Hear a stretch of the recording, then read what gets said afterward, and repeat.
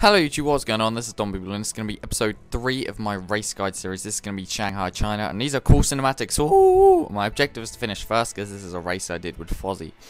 And the lap I pick out is a lap where Fozzie's in the lead. I'm chasing him, so we'll see how that pans out. So this series is a series where I tell you how to be consistent, how where to brake, where to turn in, how to get on the power. And this is the setup I used for this match. I like to have my front wing angle on 3 and my back on 4. I like to put my pressure on high, my brake size on small, keep the everything else the same. My roll bars, I put them on 8 because you want to have a nice bit of speed through the corners and straight line speed. I put my height on 3 and my stiffness on 9.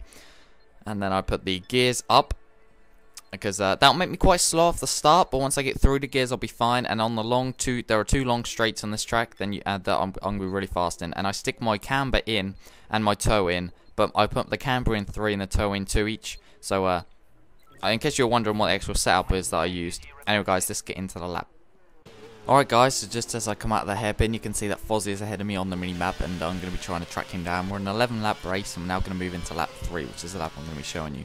I posted a cockpit view video, and you guys didn't really like it, and so here I am with a not cockpit view video, which is what I prefer because I don't like cockpit view.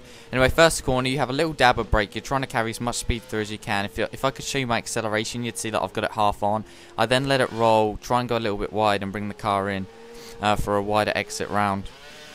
And then as soon as you feel the car planted, you can get on the power on the exit. As you watch it again, you can see that the power is always on, but you have to be careful not to go too fast into the first bit, not to get too greedy. And then you have to try and keep a tight line in the second part of the first corner, and into the second corner you got to take it tight and then run it wide and let yourself go and get on the power as soon as you feel the car planted, which can be tricky, and especially in the wet, on that exit of the second corner is where you're going to spin off. Alright guys, so once you got on the power, use a little bit of curves. I don't use too much. You want to save it for later on.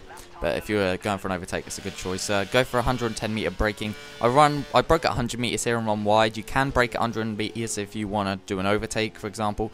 But I'd stick to about 110. As we watch it again, you can see I broke a little bit too late, missed my apex. Another maybe 105, 110 meters, and I'd have got that corner spot on. Alright, these next 2 corners are pretty tricky. This first one, you got to try and take as much speed through as you can, almost like the first corner. I like to come off the power a little bit. With this setup, you can get on the power for the second half of the corner pretty easy. Have a dab of brake. This is where Fozzie goes off. Get back on the power and have a short braking for these 2 left-handers. Bring it to the apex, flat out for the second bit. Can be a little bit slippery, but you should be able to do that just fine. As you watch it again, you can see Fozzie goes off on the left. And I get on the... You have a little bit of braking in between the right-hander, and then you get back on the power.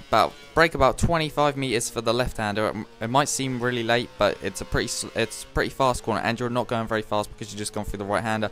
Then get on the power as you're going through the second part of the left-hander. But be careful in the rain. Like the second corner, this corner is very slippery.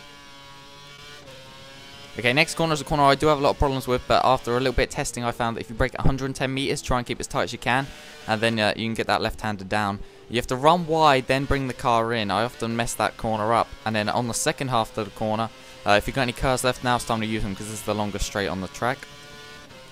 And so, you wait for about 20 seconds.